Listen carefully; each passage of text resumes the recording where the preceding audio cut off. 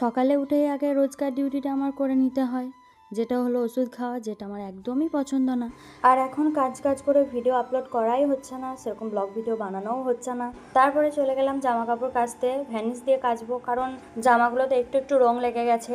আসে সাদা ড্রেস ছাড়া কোনো রকমই কালার পড়ে না, ওই জন্যই জামাগুলোতে কিছু লেগে গেলে আমার কাচতে খুবই কষ্ট হয়। তারপরে চলে এলাম ভাত খেতে, বাদাম ভর্তা ও আলু সেদ্ধ ঘি দিয়ে ভাত খাচ্ছি। আজ 15 থেকে 20 দিন হলো এক টানা তো বৃষ্টি হয়েই যাচ্ছে, খুব জোর 1 ঘন্টা 2 ঘন্টা করে থামছে। সব সময় বৃষ্টি হলে কি আর ভালো লাগে? এক ধারা বৃষ্টি হয়েই যাচ্ছে, কোথাও বের হতেও পারছি না। এই দেখো এখনও বৃষ্টি হচ্ছে। তারপরে সন্ধ্যাবেলা আমি বানাচ্ছিলাম ভিডিও। একটা ভিডিও বানানোর জন্য কত কষ্ট করতে হয় দেখো, সারাদিন কাজ করে আবার রাত্রেবেলা রেডি হয়ে ভিডিও বানাচ্ছি।